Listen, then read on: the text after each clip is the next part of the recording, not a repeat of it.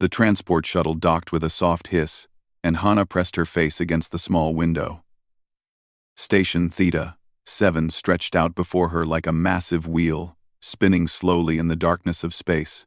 Lights blinked along its surface, and she could see the curved habitats extending from the main ring like petals on a flower. This was it. Her new home. She grabbed her single bag and stepped through the airlock. The station's artificial gravity felt slightly lighter than Earth's, making each step feel bouncy. A tall alien waited for her in the docking bay. Its skin was deep purple and covered with small ridges that ran down its long neck. 3 eyes blinked at her in sequence. "Xenobiologist Hana?" the alien asked.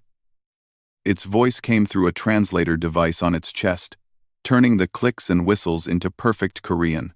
"Yes, sir," Hana said, trying not to stare. She had seen Trilaxians in videos, but meeting one in person was different. "I am Vasanth, head keeper of this station. Welcome to the Galactic Conservation Corps." He turned and started walking, his long legs covering twice the distance of her steps. "I trust your journey was comfortable?"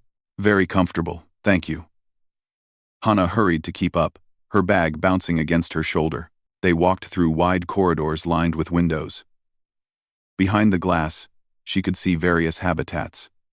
In one, something like a giant butterfly with crystalline wings floated through purple mist. In another, small creatures that looked like furry rocks rolled across sandy ground. Each habitat was a piece of another world, carefully maintained and studied. "We have 347 species currently in our care," Vasanth explained. His middle eye focused on her while the other 2 watched the corridor ahead. "Some are here for medical treatment. Others are being studied before release. A few are the last of their kind, waiting for us to restore their homeworlds." Hana felt her heart swell. This was everything she had dreamed of since she was a little girl watching nature documentaries in her small apartment in Seoul. "I'm honored to be here." Vasanth's ridges rippled, which she guessed was the Trilaxian equivalent of a smile. "Humans have proven quite valuable to our organization. You have an unusual way with difficult animals." He paused. "Though I confess, we don't fully understand why." They passed several more habitats. Vasanth pointed out different species, explaining care protocols and feeding schedules. Hana took mental notes, trying to absorb everything. Then they turned a corner, and she saw a habitat different from the others. Red warning holograms floated in front of the glass. Symbols she didn't recognize flashed in patterns. Even without reading them, she understood their meaning. "Danger. This is Habitat 47, Vasanth said. His voice dropped lower. "I want you to see this before I show you to your quarters." Hana approached the glass slowly. The habitat inside was larger than the others, designed to look like a rocky wilderness. Boulders were scattered across dark soil. Strange plants with thick trunks grew in clusters. A small water feature trickled in one corner. Then she saw it. The creature was massive, easily the size of the brown bears she had seen in the mountains back home. But it looked nothing like a bear. 6 powerful legs supported its body, each ending in curved claws that scraped against the rocks as it moved. Scales covered its entire body, shimmering and changing color as it paced. They shifted from deep blue to green to purple, like oil spreading on water. A long tail, thick as her waist, lashed back and forth behind it, but it was the head that made her breath catch. The skull was broad and flat, with amber eyes that glowed with an inner light. When the creature opened its mouth, she saw rows of teeth designed for one purpose: killing. "What is it?" she whispered. "A Verdan Ripper. Apex predator from Verdan Prime." Vasanth's 3 eyes, all focused on the creature now. "It was brought here 3 cycles ago, after its home territory was damaged by illegal mining. We hoped to rehabilitate it and return it to the wild. What happened? It attacks anything that moves." "Anything." Vasanth gestured at the habitat. "We lost 2 drones, trying to clean its space. Keeper Talvek nearly died attempting to treat a wound on its foreleg. The creature bit through reinforced armor plating." Hana watched the Ripper pace. It moved in the same pattern, over and over, 5 steps forward. Turn. 5 steps back. Its tail never stopped moving. Its head swung from side to side, amber eyes scanning constantly. "It's terrified," she said softly. Vosanth's ridges flattened against his neck. "Terrified?" "Hana, that creature is one of the most dangerous predators in this sector. It fears nothing." "No." Hana stepped closer to the glass. The Ripper's eyes locked onto her movement, and it stopped pacing. They stared at each other through the barrier. "Look at its behavior. The repetitive pacing is a stress pattern. The constant tail movement is anxiety. It's not attacking because it's aggressive.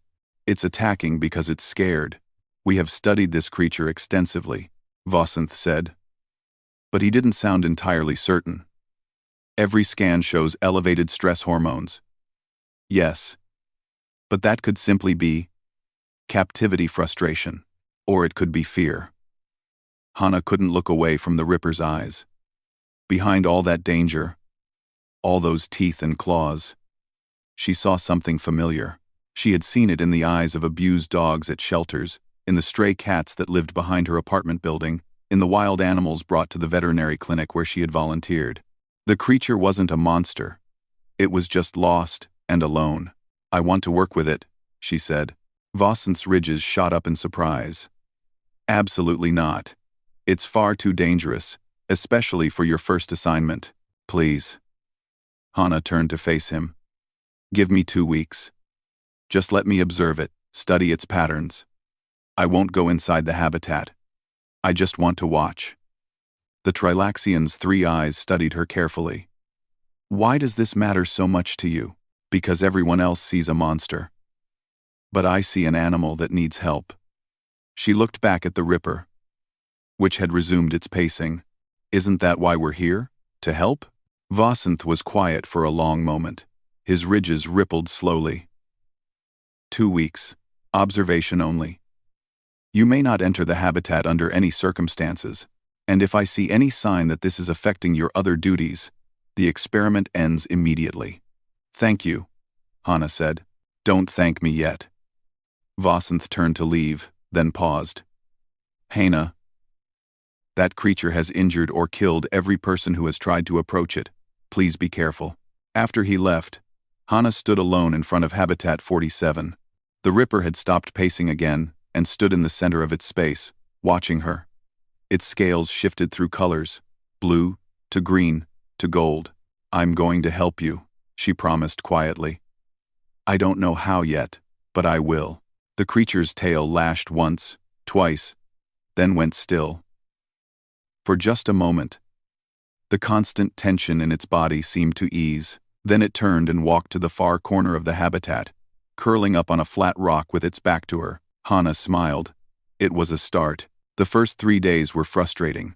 Hana sat in the observation area outside Habitat 47 for hours, taking notes on her tablet. The Ripper followed the same patterns endlessly. Wake. Pace. Eat the food dropped by drones. Pace more. Sleep. It never approached the glass where she sat. It never showed curiosity about anything in its environment. On the 4th day, Minho found her. "They told me the new human was camping out with the murder beast," he said, sliding into the seat next to her. He held 2 cups of coffee, offering her one. "Figured you might need this." Hana accepted it gratefully. "Thank you. You're Minho, right? From the plant division?" "That's me. I make sure all these alien trees don't die of homesickness." He grinned, then looked through the glass at the Ripper. His smile faded. "That thing really attacked Talvik, put him in medical for 6 days," Hana said. "But I don't think it was the creature's fault." "How do you figure?" "It's got about 1,000 teeth. So do sharks, but they don't attack without reason." Hana pulled up her notes. "Watch. See how it always paces the same path? And how it sleeps in that exact spot every time?" Minho watched for a few minutes. "Okay, yeah. Very routine." "Exactly. It's trying to create a sense of control in an environment where it has none." And look at its scales during feeding time. She fast-forwarded her recordings to show the Ripper when the food drone appeared. The creature's scales flashed bright red and orange, and it lunged at the drone before snatching the food and retreating. It hates the drone, Minho observed. Not just hates, it's terrified. See the color change? I've been researching Verdun prime biology. Those colors indicate extreme stress. Minho leaned back, sipping his coffee thoughtfully. You know what this reminds me of? My family had a dog when I was little. We got him from a shelter. He'd been abused by his previous owner, beaten whenever he got near people. For months, he'd snap and growl at anyone who came close. What changed? My grandmother. She just sat with him every day, never forcing anything. She'd sit in the same chair, talk to him softly, offered treats but never pushed them on him. Took almost a year. But eventually, he started coming to her. Minho smiled at the memory. Best dog we ever had. Once he learned to trust again. Hana looked at the Ripper with new understanding. That's it. It's not about training or controlling. It's about trust. So, what's your plan?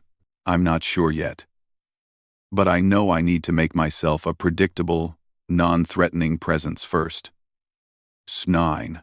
Minho visited her every day after that, bringing coffee and keeping her company during the long observation hours. He told her stories about his work with alien plants, about the other humans on the station, about life in the Galactic Conservation Corps.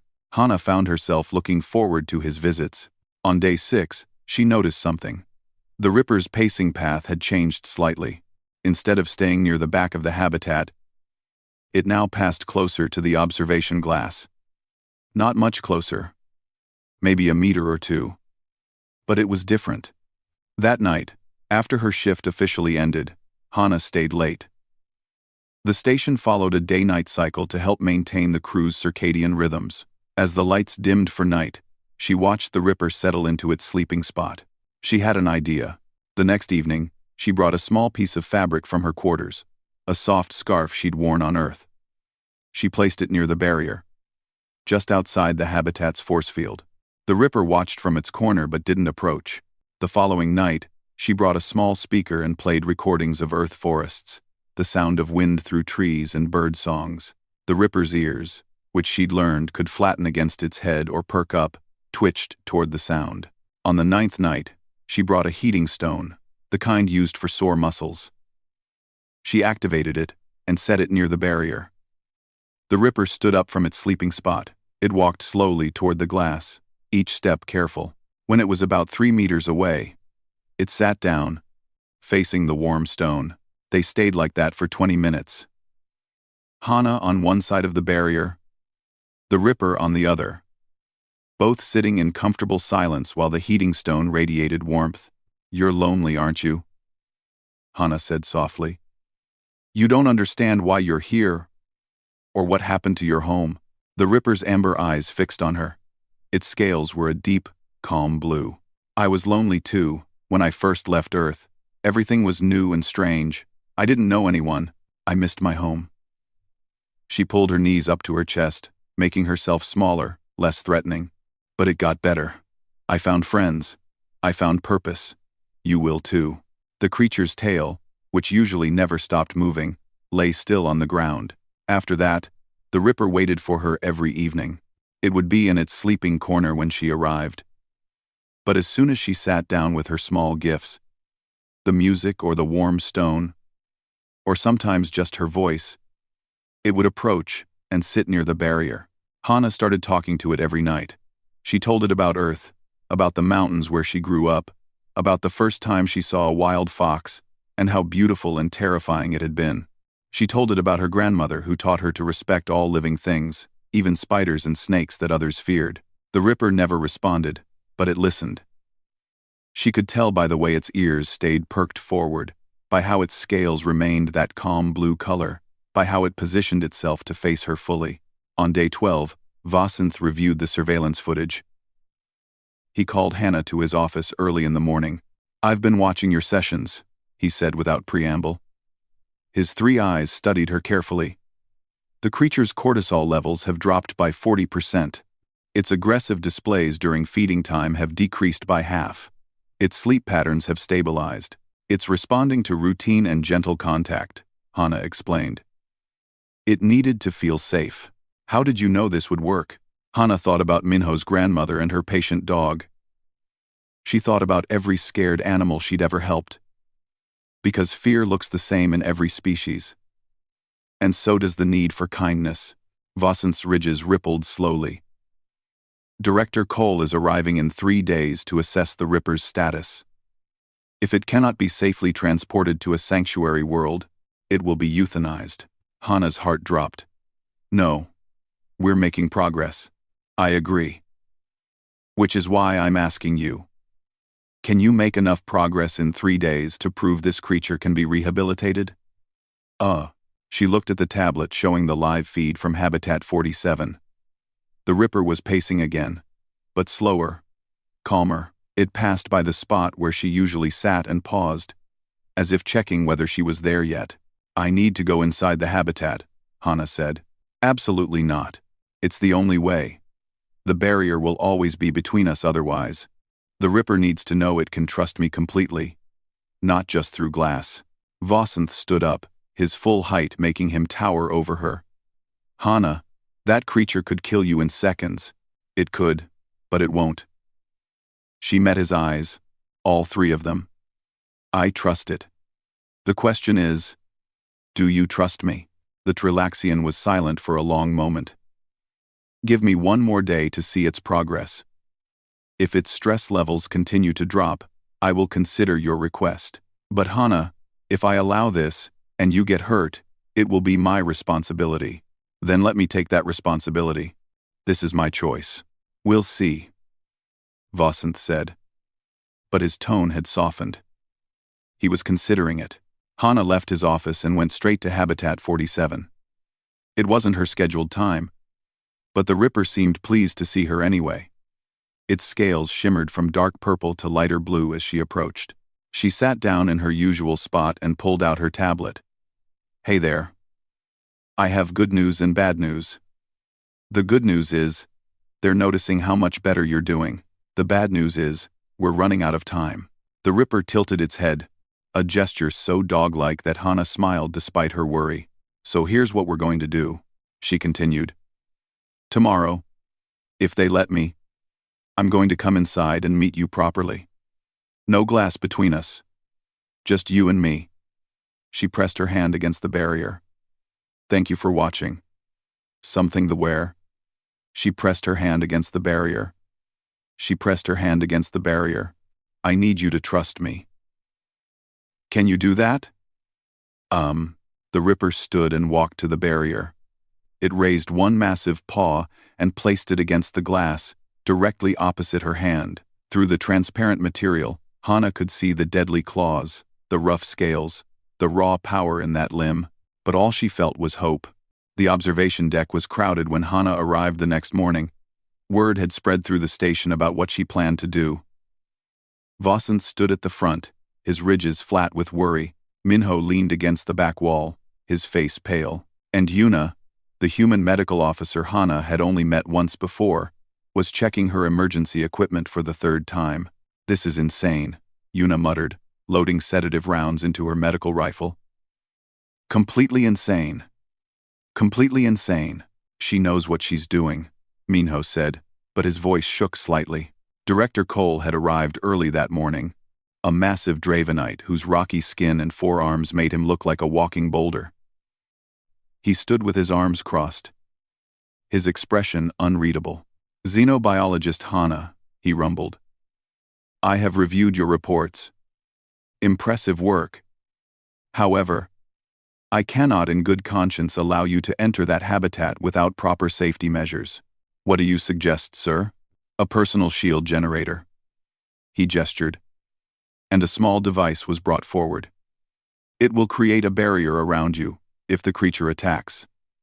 Additionally, I want the security team ready with tranquilizer protocols. Hana wanted to argue that the shield might frighten the Ripper, that showing fear would undermine everything she'd built, but she could see this was the only way Cole would allow it. Understood.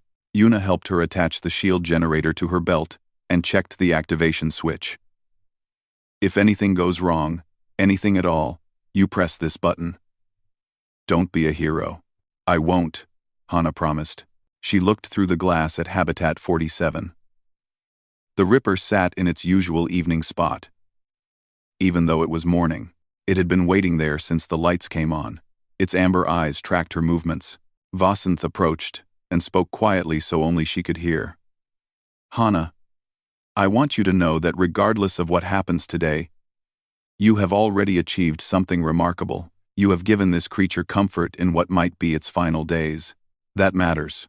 It's not going to be its final days, Hana said firmly. We're going to save it. She walked to the airlock entrance. Her heart pounded so hard she could feel it in her throat. The door slid open with a hiss. She stepped inside the small chamber and heard the outer door seal behind her. Through the window, she could see everyone watching. The inner door began to open. The first thing that hit her was the smell. Earthy and wild. Like a forest after rain, but with something distinctly alien underneath. The air was warmer than the station's corridors. Humid against her skin, the Ripper stood up. All 6 of its legs tensed. Its tail went rigid. It bites anything that moves. Vasanth's voice crackled through her comm device, warning her one last time. Hana reached up and switched off her comm. She needed to focus completely on the creature, not on the worried voices in her ear. She took a slow breath and stepped fully into the habitat. The door sealed behind her with a soft click that sounded very final. The Ripper's scales rippled through colors, blue to orange to red. Its lips pulled back, revealing those terrible teeth. A low sound came from deep in its chest, something between a growl and a rumble. Every instinct Hana had screamed at her to run, to activate the shield, to do something to protect herself. But she knew that any sudden movement, any sign of fear, would confirm to the Ripper that she was a threat. So instead, she did something that made everyone watching gasp. She walked calmly to the center of the habitat, about 5 meters from the Ripper. Then she sat down cross-legged on the ground, making herself small and non-threatening. The Ripper's head tilted. The aggressive colors in its scales began to slow their shifting. Hey there, Hana said softly. It's okay. It's just me. Same as every evening. Remember? Except now there's no glass. The creature took a step toward her. Its claws scraped against rock. Hana kept her breathing steady, her posture relaxed, even though her heart raced. Another step. The Ripper was close enough now that she could see the individual scales, the way they overlapped like armor. Close enough to smell its breath, which was surprisingly sweet, like crushed grass. I'm not going to hurt you, Hana continued in that same gentle voice. And I don't think you're going to hurt me. We're friends, aren't we? We've been sitting together for almost 2 weeks. The Ripper circled her slowly. Once. Its amber eyes never left her face. She could hear its breathing, deep and steady. Could feel the slight vibration of its footsteps through the ground. Then it circled again. Closer this time. Close enough that its scales brushed against her shoulder as it passed behind her. The texture was surprisingly smooth. Warm. From the habitat's heat lamps. Hana kept perfectly still, letting the creature investigate her on its own terms. This was the critical moment. The Ripper was testing her, trying to understand what she was, whether she posed a threat. On the third circle, it stopped directly in front of her. Its massive head was level with hers as she sat. Those amber eyes stared into her own from less than a meter away. She could see her reflection in those eyes, could count the teeth in its mouth, could die in the next 5 seconds if this went wrong. But it wouldn't go wrong. She knew it wouldn't. Slowly, moving as if underwater, Hana raised her hand. The Ripper's eyes tracked the movement. Its body tensed. She could feel the shift in the air as its muscles coiled, ready to spring away or attack. She didn't reach for its head or its dangerous mouth. Instead, she extended her hand toward the side of its neck, just behind where she thought its ear might be. An itchy spot. A vulnerable place that the creature couldn't easily reach itself. Her fingers made contact with the scales. The Ripper froze completely. Its eyes widened. Every muscle in its body went rigid. Then, very gently, Hana began to scratch. Her fingers found the rhythm, the right amount of pressure. The scales were warm and smooth, and beneath them, she could feel the strong muscles of the creature's neck. For 3 heartbeats, nothing happened. Then the Ripper's eyes half closed. Its jaw relaxed. And from deep within its chest came a sound that made Hana want to laugh with joy and cry with relief all at once. It was purring. A deep, rumbling purr that she could feel vibrating through her hand and up her arm. The creature's rigid posture melted. It leaned into her touch, pressing its head more firmly against her hand. Its tail, which had been so tense, began to sway slowly from side to side in a rhythm that looked almost happy. "There you are," Hana whispered, using both hands now to scratch around the creature's head and neck. "There's the real you, not the scared, angry animal they thought you were. Just a living being who needed someone to understand." The Ripper's purr grew louder. It shifted its weight and, to Hana's amazement, sat down next to her. Its huge body pressed against her side. Warm and solid. If she had wanted to stand up, she couldn't have. The creature was too heavy, too large, but she didn't want to stand up. She sat there, scratching behind the Ripper's ears, listening to it purr, and felt something settle in her chest. This was right. This was exactly what she was meant to do. She didn't know how long they sat like that. Time seemed to stretch and blur. Eventually, she became aware of movement at the observation window. Through the glass, she could see everyone staring in shocked silence. Vosson's 3 eyes were wider than she'd ever seen them.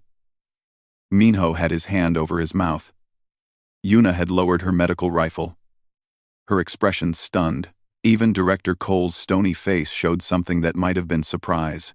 The Ripper must have noticed her attention shift because it nudged her hand with its nose, demanding more scratches. Hana laughed and complied, focusing back on the creature. "You're going to be okay," she told it. "We're going to figure this out together. I promise you. You're going to be okay." The Ripper responded by draping its heavy tail across her lap and closing its eyes fully. The picture of contentment. Outside the habitat, Hana knew everything had just changed. She had done the impossible. She had tamed the untamable. And in doing so, she had proven something important about both humans and the creature purring beside her. Fear could be overcome. Trust could be built. And sometimes, the most dangerous-looking things just needed someone brave enough to reach out and show them kindness. The news spread through the Galactic Conservation Corps like wildfire. A human had tamed a Verdun Ripper. Within days, scientists and officials from a dozen different species arrived at Station Theta 7 to witness it for themselves. Hana sat in the habitat with the Ripper every day now. She had named it Doyun, after a brave dog that had belonged to her childhood friend. The name felt right. Doyun had been protective and loyal once you earned his trust, just like this creature. "Show them the paw command," Vossant said one afternoon. A group of visiting Dravenite researchers watched through the observation glass. Their rocky faces skeptical. Hana held out her hand, palm up. Doyun, paw. The massive creature, who had been dozing in a patch of artificial sunlight, raised its head. It looked at her hand, then shuffled closer on its 6 legs. With surprising gentleness, it lifted one front paw and placed it in her palm. The researchers erupted in excited chatter, their translator devices filling the observation deck with a dozen languages all at once. "Remarkable," one of them breathed. "Absolutely remarkable." But Hana wasn't satisfied with just tricks. She spent hours each day observing Doyun's natural behaviors, taking detailed notes. The more she watched, the more questions she had. One evening, Minho found her in the station's small library, surrounded by data files on Verdun Prime. "You look terrible," he said, setting down a cup of tea next to her tablet. "Have you slept?" "Not much." Hana rubbed her eyes. "Something doesn't add up. Look at this." She pulled up a scientific paper on Verdun Rippers. Every study describes them as solitary ambush predators. They're supposed to be territorial, aggressive to their own kind. Okay, but that doesn't match Doyun's behavior at all, the way it seeks physical contact. the way it responds to social interaction, the complex vocalizations I've been recording. These aren't solitary animal traits. Minho leaned over her shoulder to read the paper. Maybe Doyun is unusual? Like, an exception? Or maybe everyone has been wrong about the species. Hana pulled up another file. Look at this footage from the capture. Doyun was taken from an area where mining had destroyed several square kilometers of forest. The capture team reported it was alone, which they thought was normal. But what if it wasn't supposed to be alone? You think it had a family? I think it had a pack. I think Verdan Rippers are social animals. And Doyun's aggression wasn't predatory behavior. It was grief. The thought made Hana's chest ache. All this time, Doyun hadn't been acting like a monster. It had been acting like someone who had lost everything. She took her theory to Vasanth the next day. He listened carefully, his ridges rippling thoughtfully. If you're correct, this changes everything we know about the species, he said. But it also creates a problem. If Doyun is a social animal, keeping it isolated here is cruel. Even with the progress you've made. I know, Hana said. It needs to go home. It needs to be with its own kind. Director Call has already approved Doyun's transfer to a sanctuary world. The transport ship arrives in 2 weeks. Not a sanctuary, Hana said firmly. Home. Back to Verdun Prime. First, Overdon Prime. Overdon Prime. Overdon Prime. Overdon Prime. Overdon Prime. Overdon Prime. Overdon Prime. Overdon Prime. Overdon Prime. Overdon Prime. Vasanth's 3 eyes blinked in sequence. Verdun Prime is still partially quarantined due to the mining damage, and we have no way of knowing if Doyun's original pack survived. Then we find out. We track down other Rippers in the wild and see if Doyun can integrate with them. Hana met his eyes. Anything less is just a prettier cage. Before Vasanth could respond, Yuna's voice came over the comm system. Medical to Habitat 47. Hana. We need you down here now. Hana ran. When she reached the habitat, she found Doyun pacing in tight circles, making distressed sounds she'd never heard before. Its scales flashed through rapid color changes. Red, orange, yellow. Over and over. What's wrong? Hana asked, already moving toward the airlock. The morning health scan showed unusual readings, Yuna explained, pulling up data on her tablet. Elevated temperature, irregular heart rhythm, inflammation markers through the roof. Hana entered the habitat and went straight to Doyun. The creature immediately pressed against her, its whole body trembling. She ran her hands over its scales, feeling for anything unusual. Easy, easy, she murmured. Let me help. Her fingers found a spot on Doyun's left rear leg, where the scales felt different. Hotter than the surrounding area. Slightly swollen. When she pressed gently, Doyun flinched and made a sharp whining sound. There's something wrong with its leg, she called out. Yuna entered the habitat cautiously, carrying her medical scanner. Even now, after weeks of progress, she didn't fully trust the Ripper, but Doyun barely acknowledged her presence, too focused on Hana. The scan results made Yuna swear in Korean. There's an old fracture here that healed wrong. The bone is pressing on nerve clusters. It's been in constant pain this whole time. Hana felt sick. Can we fix it? We'll need to re-break and set the bone properly. It's major surgery. Yuna looked at Doyun with new respect. All this time it was hurting, and it still learned to trust you. They brought in a surgical team. Junho, the human engineer, built a specialized support frame to hold Doyun's leg stable during recovery. Minho helped design a recovery area within the habitat, with soft bedding and easy access to water. The surgery took 6 hours. Hana stayed by Doyun's side the entire time, even after it was sedated, holding its massive paw and talking to it softly. When Doyun woke up, groggy and confused from the anesthesia, the first thing it did was look for Hana. She was right there, of course, scratching behind its ears. You're okay, she told it. The pain is going to get better now. I promise. The recovery took 2 weeks. Hana spent almost every moment in the habitat, sleeping there more often than in her own quarters. She helped Doyun through physical therapy exercises, encouraged it to put weight on the healing leg, and celebrated every small improvement. And something remarkable happened. As the pain faded, Doyun's personality blossomed. It became playful, bringing Hana rocks to throw, so it could practice running to fetch them. It learned new commands quickly, eager to please.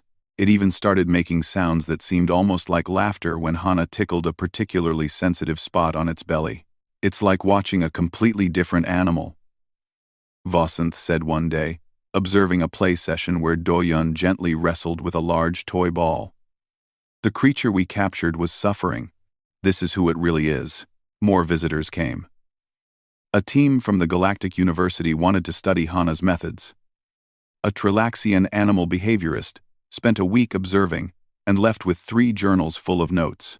A documentary crew asked permission to film. But for Hana, the most important visitor was Isul, a xenobiologist from Earth who specialized in pack dynamics. Your theory is sound, Isul said after reviewing all of Hana's data. Everything about Doyun's behavior suggests a highly social species. The question is whether we can prove it. How? We need to see rippers in their natural habitat. Actually observe them in the wild. Isul smiled. I've already spoken to Director Cole. He's approved an expedition to Verdan Prime. If we can document pack behavior and locate Doyun's original family group, we can attempt a reintegration. Hana felt hope surge in her chest. When do we leave? 3 days. And Hana? Isul's expression turned serious. You should prepare yourself. There's a chance Doyun's pack didn't survive the mining devastation. There's a chance reintegration won't work. We're entering unknown territory here. I know, Hana said. But I have to try. Doyun deserves a real home, not just a comfortable cage. That night, she sat with Doyun in the habitat as the station lights dimmed for artificial evening. The creature lay with its head in her lap, purring contentedly as she stroked its scales. You're going home, she told it softly. Back to the forests, back to open sky. Maybe back to your family, if we're lucky. Doyun's amber eyes gazed up at her with what looked like complete trust. I'm going to miss you, Hana admitted, her voice catching. But this isn't about me. It's about giving you the life you deserve. The Ripper shifted, pressing closer against her, and Hana wrapped her arms around its massive neck. She had come to Station Theta 7, wanting to help animals. She hadn't expected to love one so deeply, but then, she thought, that was what made it real. Love meant letting go when it was best for the other, even when it broke your heart to do it. The transport ship descended through Verdan Prime's atmosphere, and Hana pressed her face against the viewport. Below, endless forests stretched in every direction, their leaves shimmering in shades of purple and deep blue. Rivers carved silver paths through the wilderness. Mountains rose in the distance, their peaks hidden by clouds. Beautiful. Minho breathed beside her. He had volunteered for the expedition, as had Yuna. Vasanth was here too, along with Isul, and a small team of specialists. In the cargo hold, Doyun waited in the transport crate that Junho had built. It wasn't like the small, frightening boxes used before. This one was large and open-sided, designed to feel safe rather than confining.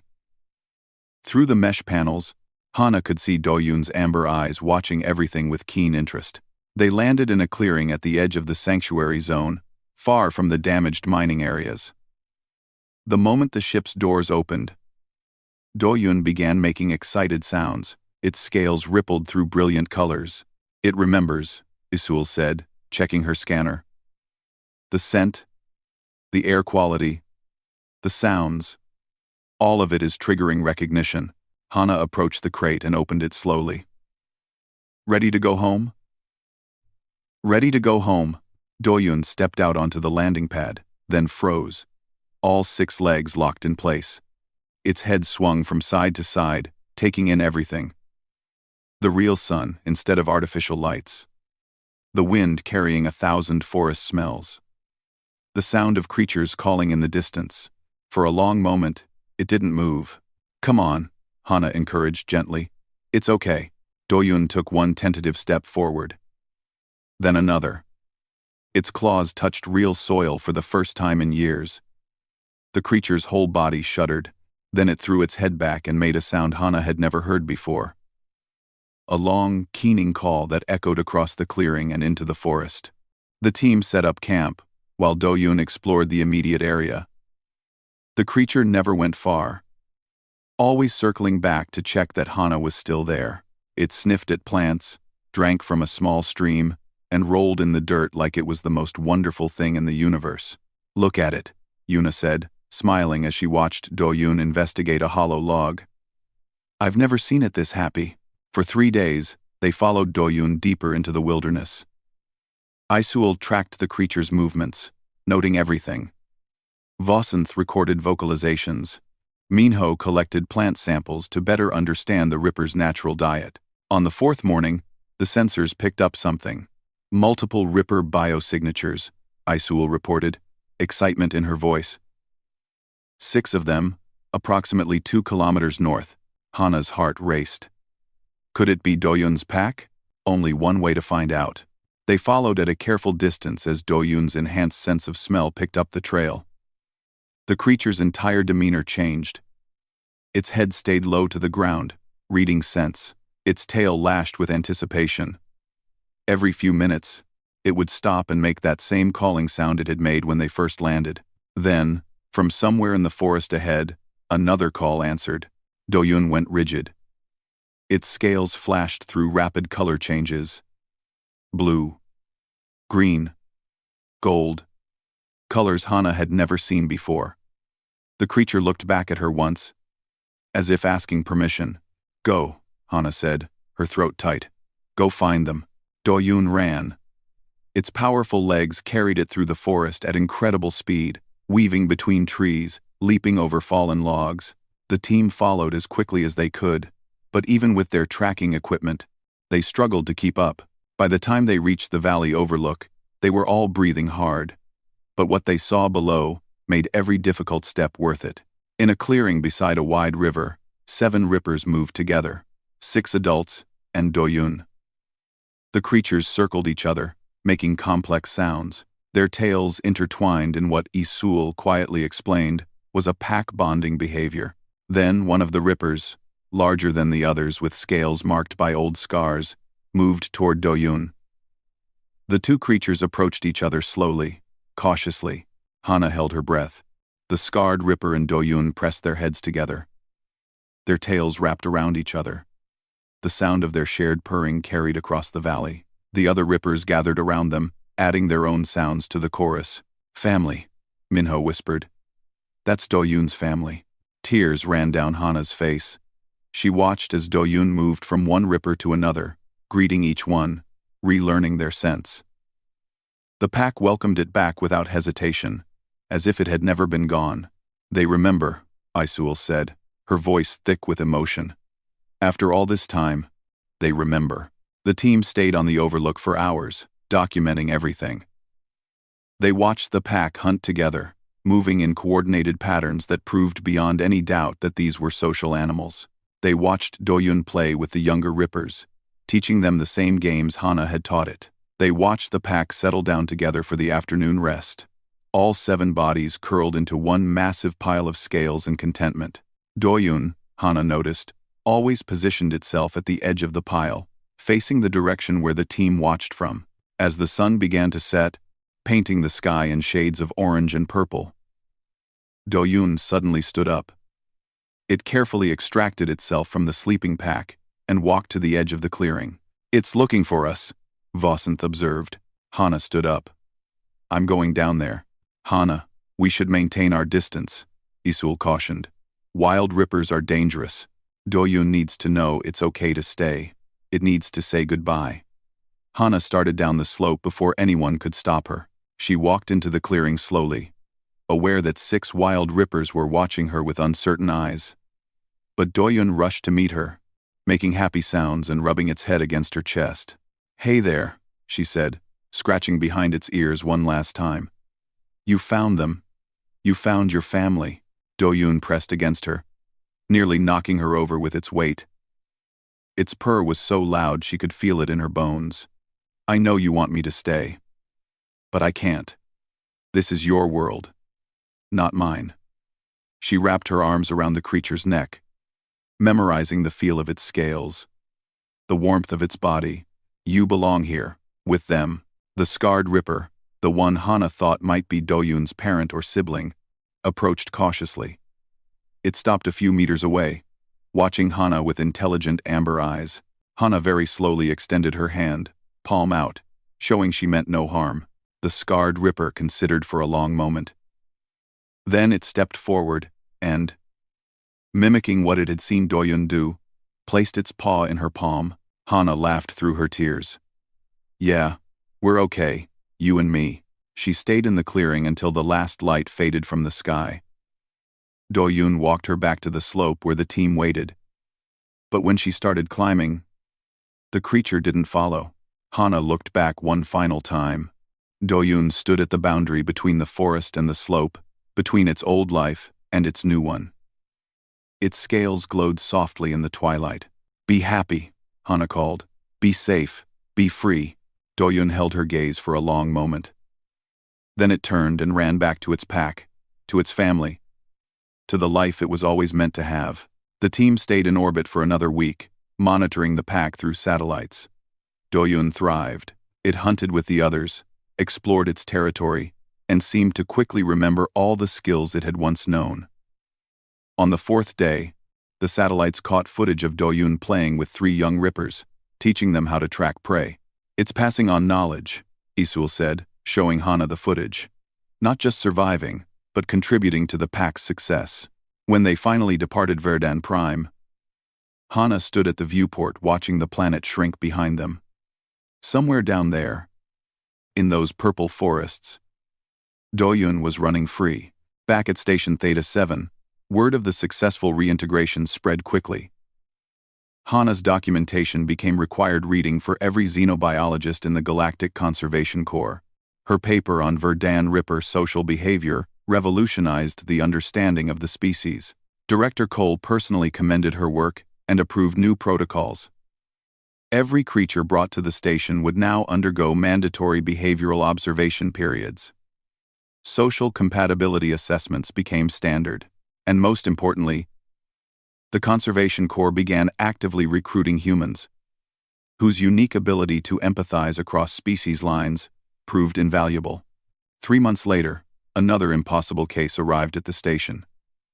A creature from the frozen world of Helix 9, supposedly too aggressive to approach, too dangerous to help. Everyone agreed it was hopeless. Send for the human, they said. Hana stood in front of the new habitat, watching the frightened creature pace and snarl behind the glass. She saw the fear in its eyes, the stress in its behavior. She saw past the monster everyone else saw. Minho appeared beside her with 2 cups of coffee. Here we go again? Here we go again, Hana agreed, smiling. Because this was what she did. This was what humans did. They looked at the impossible and saw potential. They faced the dangerous and offered kindness. They turned monsters into friends, one gentle touch at a time. And somewhere on Verdan Prime, under alien stars, a Ripper named Do-yoon curled up with its pack and dreamed of the human who had taught it that trust was possible, that kindness existed, and that going home was always worth the journey. The galaxy was vast and full of wonders. But the greatest wonder of all, Hana had learned, was the simple act of reaching out to another living being and saying, I see you, and you matter. That, more than any technology or weapon, was humanity's gift to the stars.